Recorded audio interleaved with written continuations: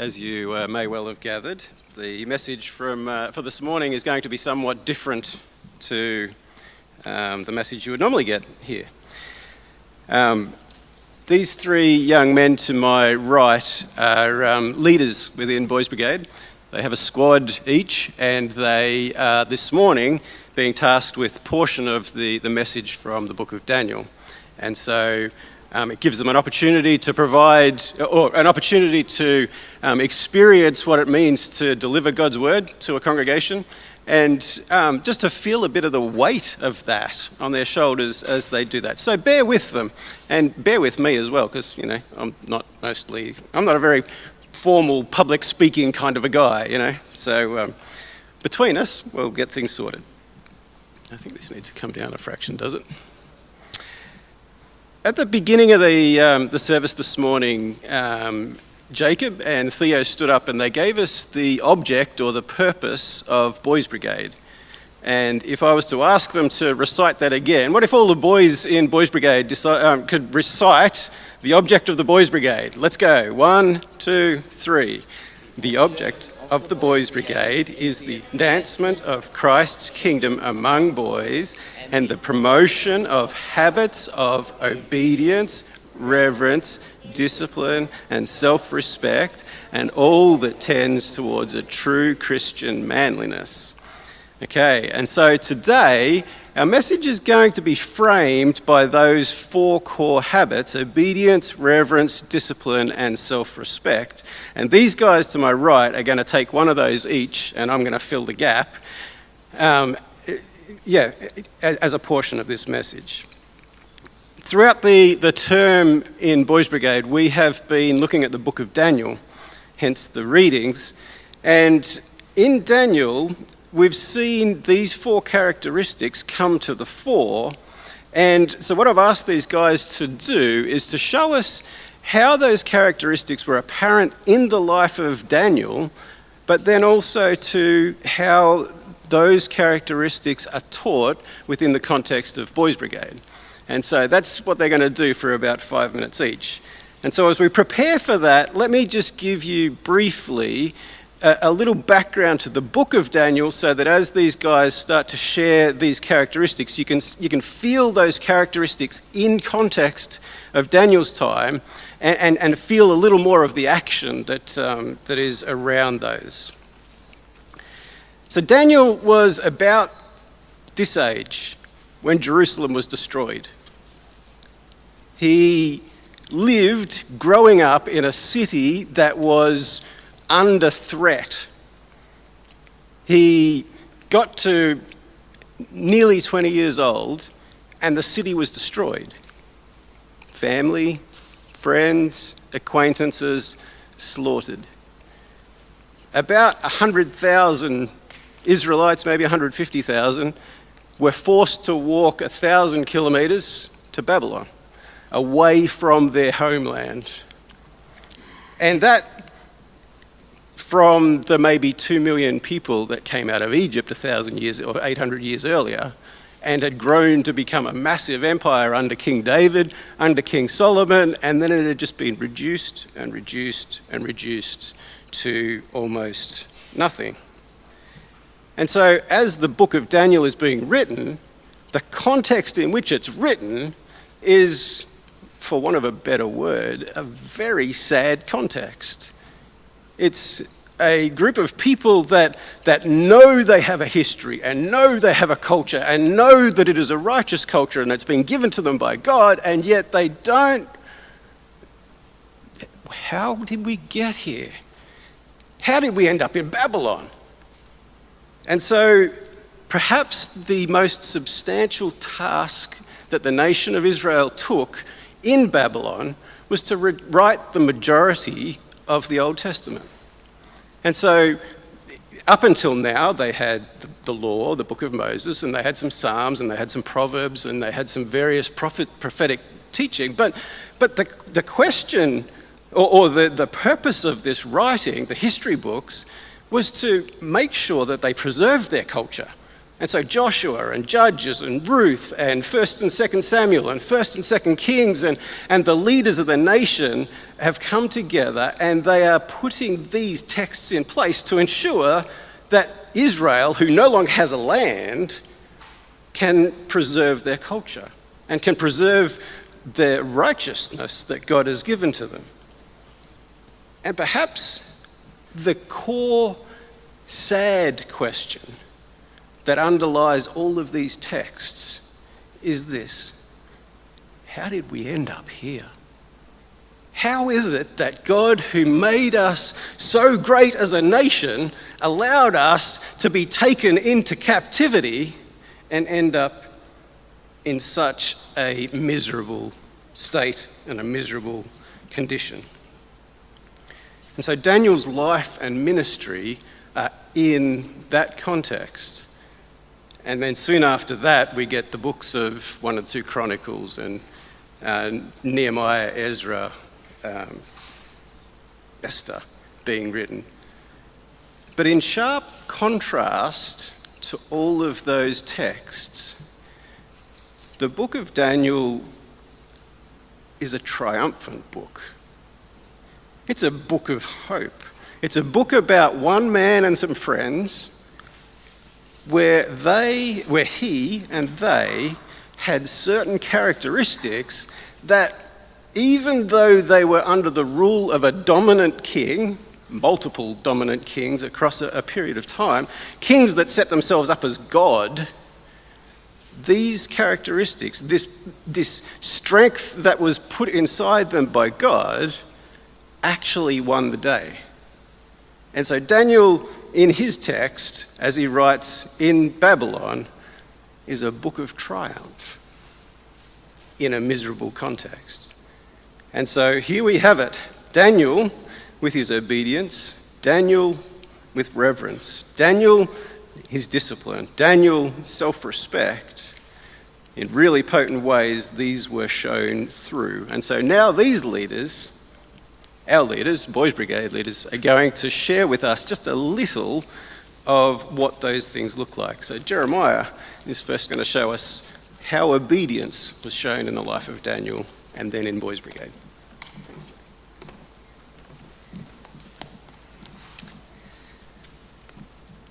As Kelvin mentioned, it is a triumphant book, and Daniel does exemplify these attributes. I'm going to look particularly at just verse 8 in chapter 1, but build a little bit around that and talk about Daniel's experiences around that. But verse 8 says, "But Daniel purposed in his heart that he would not defile himself with the portion of the king's delicacies, nor with the wine which he drank." And then the verse before that, he talks about how the king even changed his name so that he would forget his people and forget his nation.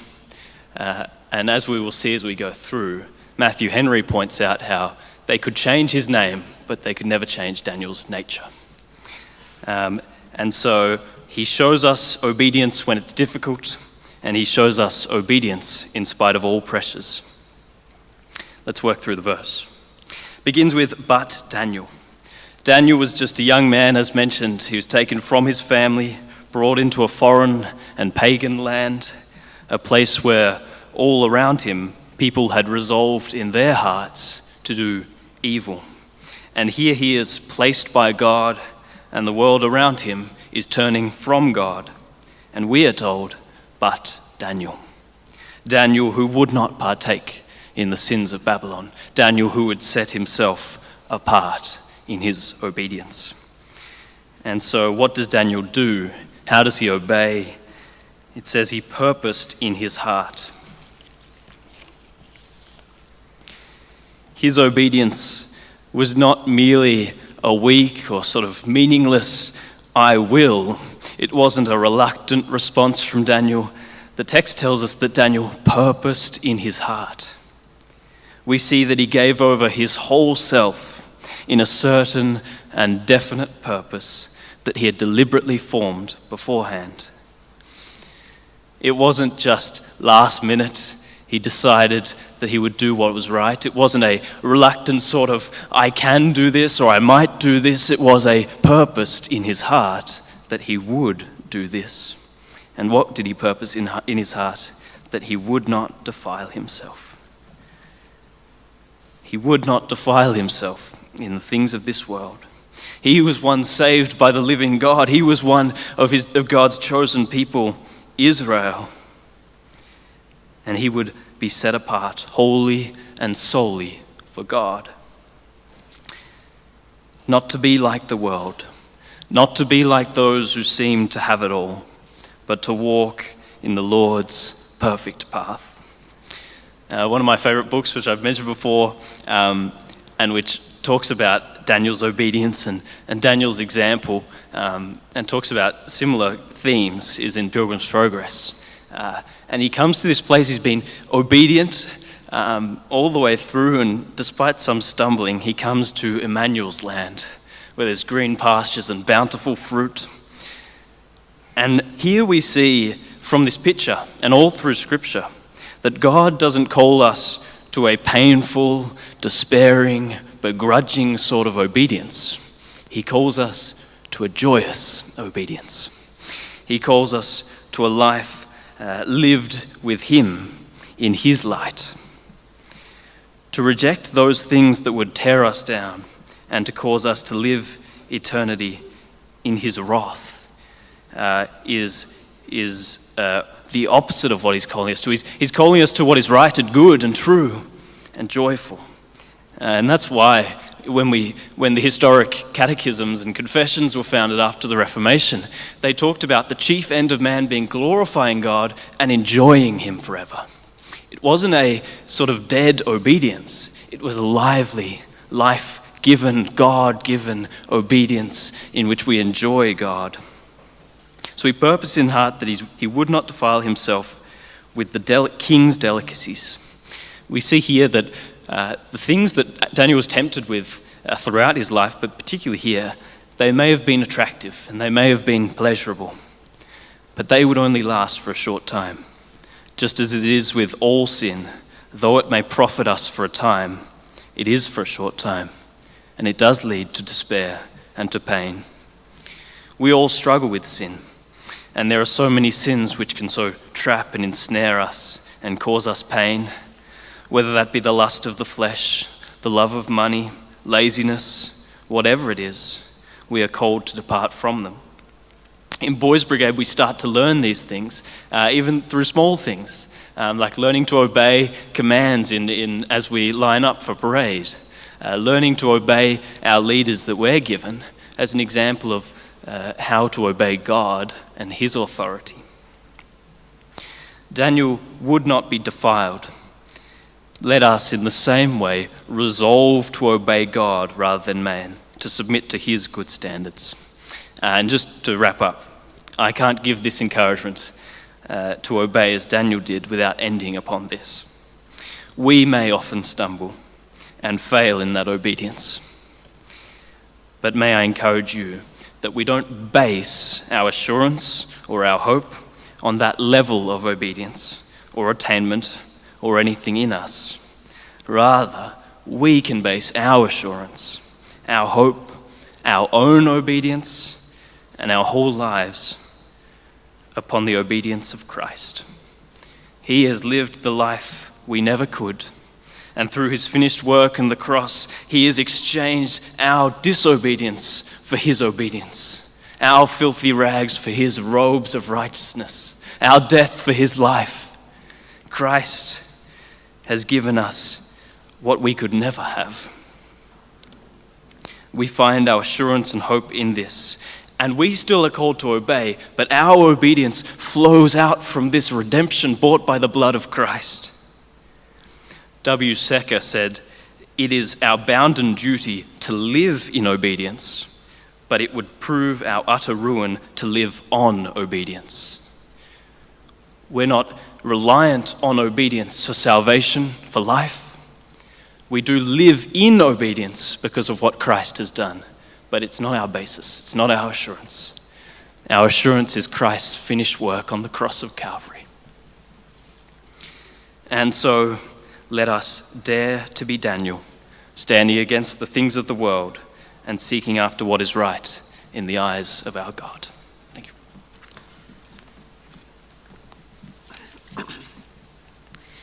The second habit in our object statement that Boys Brigade promotes is reverence, showing deep respect firstly to God and to the people around us.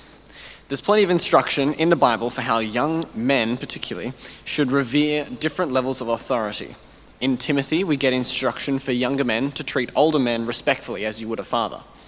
In Romans, we're told that everybody is subject to governing authorities because they've all been established by God.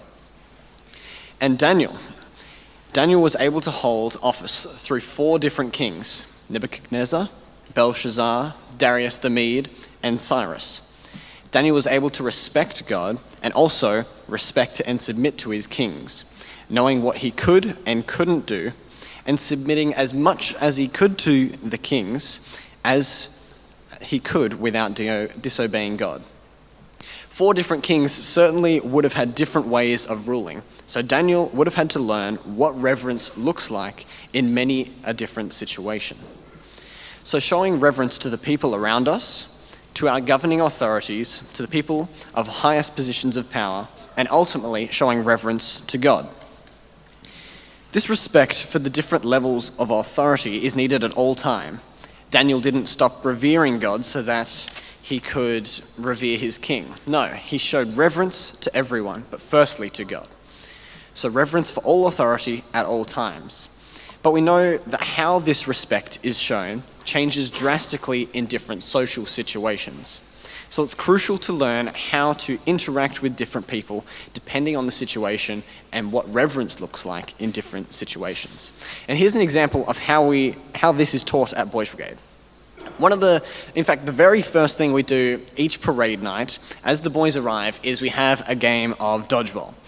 This is super loud, very energetic, fast-paced. You've got a ball flying across the room, you're dodging, trying not to get hit. And at this time, there's an agreement that respect in this scenario looks like including everyone, having lots of fun with a high-energy activity. The very next thing we do of a parade night is inspection. Once the game finishes, within a minute, there's 30-odd boys aged, what are the age ranges? 5 to 18, 30 or so of these boys, and they stand still for about 7 to 8 minutes while the squad leaders spend time with each boy in their squad, individually marking attendance, uniform, and current behaviour. At this time, the boys show respect in a completely different way. All of a sudden, the boys are quiet, polite and attentive to their squad leader when being marked, and then patient while other boys in the squad are being marked. This simple act has 30 or so young and boisterous boys fresh from an intense game being still and listening to their squad leader, allowing for further instructions to be given. Because we do this every parade night, the boys quickly learn to be able to switch from respecting by including and enjoying each other's company in a fun game of dodgeball to respecting by not being disruptive and by being polite. The boys respect each other just as much in both circumstances, but the respect looks completely different, and it needs to look completely different. If boys were equally loud and boisterous during the inspection, then inspection would be possible. And if dodgeball was polite and quiet, it would be miserable. So the boys quickly learn what revering one another looks like in different social situations. And because of this learning, suddenly there are solid foundations laid for boys to understand how to be reverent during a Boys Brigade devotion, or in a playground at school, at a restaurant, or speaking to someone of high authority. All of these different social situations where reverence looks different, but is equally given in every scenario. And this is what we teach at Boys Brigade, just like how we see it in Daniel. Thank you.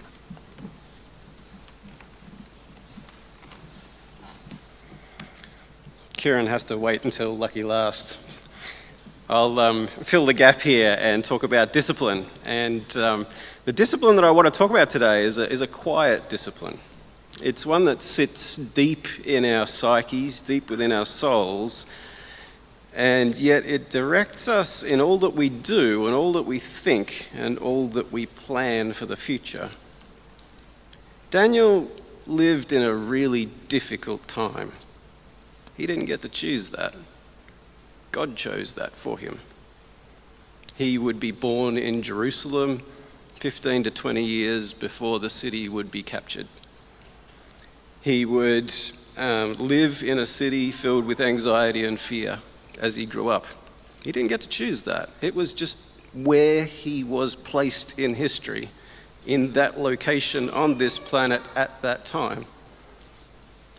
He would eventually be captured, family and friends and everybody around him, just a violent period of time, and then marched off to Babylon, where he learned customs that he didn't want to learn, language that he didn't want to learn, and to then put up with 3 more military takeovers throughout that 70 years, all the different kings that Highland referenced. So turmoil, fear, slaughter. Daniel didn't get to choose any of it. It was just put on him. That was the context in which he was born, and he didn't really get to have a say. And yet Daniel did learn that culture, and Daniel did learn those customs. And so much so that he excelled in leadership and he excelled in administration, and he ended up with the weight of the entire nation's administration on his shoulders, respected by kings, given great responsibility. Daniel didn't reject the context in which he was placed. This is the discipline that I want to talk about. He didn't reject it. He accepted that God had placed him on this earth at that point in time for whatever was going to happen. And he was just going to learn, and he was going to do what was right, and he was going to be what he could be in the context in which God had placed him. He didn't fight God about this. He didn't fight people about this. He didn't fight authorities about this. He just quietly and rightly did what he could in the context in which he was placed. Jeremiah, the prophet, had told them, don't fight. Actually, take wives and sons for your daughters. Take wives and have sons and daughters. Build houses and live in them, plant gardens, and he was just saying, live a quiet life in Babylon. And Daniel did this, but he did it at the highest of levels. And so you see Daniel in the lion's den, you see Daniel's friends being thrown into a fiery furnace, you see Daniel praying every single day in an upper room, pulling the curtain, the windows open and facing Jerusalem 3 times a day. And he does this without fail. Nobody's stopping him. He's just doing it every day. We only hear about the time when they tried to stop him, but he's doing it all the time, right across his entire life. This is the person that he is. And even then, when they try to stop him and throw him in a lion's den, he still doesn't change who he is. He is the person that he is, he has the character that he has, and he maintains that regardless of the context that he's been put in. It's tempting for us to think that we live in a unique context, that we're in a unique period of history, that the media is constantly kind of inferring that, there's catastrophe around the corner. We might philosophically kind of think that the end of the world is near. You might want to keep in your minds at that point that for 4,000 years, God's people have pretty much always thought that the end of the world was near. They've always thought that the apocalypse or that the day of the Lord was right here and right now. And so that we can't use any of those things to not allow us to accept the context in which God has placed us. Just like Daniel, we need to have the discipline to not fight God about that, not change his rules, not change his way of life, not think that we can adjust righteousness in order to fit what we think. There is no trial, this is the way Paul put it, there is no trial that comes on us except what's common for all of men. The trials that we're going to face are nothing like the trials that Daniel faced. Some of us may have experienced some of this in the past, but probably from here into the future, very unlikely that we're going to have 4 military takeovers of Hobart in our lifetime. These circumstances were crazy difficult. So at Boys Brigade, week after week, as leaders, we do our best to provide a consistent example for children in their formative years, regardless of what's happening on the media, regardless of what's happening around the world, just a quiet, confident affirmation that these children have everything that they need within them for whatever the future holds. That God has already given Daniel what he needs as he's born in Jerusalem to withstand 4 military takeovers. Regardless of what the future holds, the Lord has placed in these children exactly what they need for the future. And we're going to rise to the surface. I mean, we're seeing that rise to the surface all the time. And it's amazing, these young men slowly come to the surface. And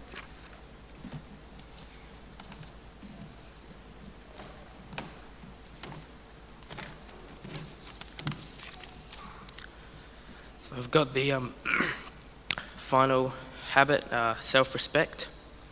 So in the book of Daniel, we read about the Babylonian victory over the Jews at Jerusalem. After his victory, King Nebuchadnezzar ordered his chief of staff to select young men from the royal family of Judah and other noble families to be taken back to the palace in Babylon as captives. And among these was Daniel. Daniel 1 verses 4 to 5 we read, "Select only strong, healthy, and good-looking young men," he said. "Make sure they're all well-versed in every branch of learning, are gifted with knowledge and good judgment, and are suited to serve in the royal palace. Train these young men in the language and literature of Babylon. The king assigned them a daily ration of food and wine from his own kitchens. They were to be trained for 3 years, and then they would enter the royal service." So Daniel was forced to learn about their customs and pagan culture. He was taught their language and literature in great detail. So basically, the king was attempting to turn these men of Judah into Babylonians. But Daniel's first objection with this was the food. Well, God's law was fairly strict when it came to diet. One of the Babylonians' choice of foods was pork, which is forbidden under Jewish law. However, it may also have come down to idolatry. The food from the king's table was likely offered to idols, which is also forbidden under Jewish law. Either way, Daniel made up his mind not to defile his body with the king's food and wine. What did Daniel do instead? Well, he chose his battles wisely. Even when asked to study and acclimate the Babylonian customs, he obeyed and respected authority. It was only when asked to defile his body with food that he chose to fight. He also respectfully asked for permission to eat vegetables and water alone. He never demanded anything. Daniel managed to stay true to his convictions of self-respect in a peaceful and respectful manner.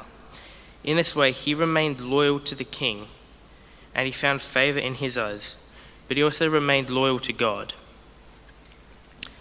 So, how can Daniel's examples apply to us in Boys Brigade and everyday life? Well, if, say your schoolmates, friends at school, playing the latest game to come out. Everyone's playing it, and in order not to be seen as uncool, you're being encouraged to join in and play with them as well. The only trouble is It has extremely harmful themes, whether it's one of extreme violence or one that encourages unlawful behavior in order to reach the next level. In other words, to behave in a certain way will enable you to succeed in your gaming life. We can maintain our Christian self-respect by thinking hard about our choices, such as in this example. The simple response of saying, no thanks, to temptations such as this might seem hard at the time, but the more often we make these right choices before God, the easier choosing the right way or the right path will be.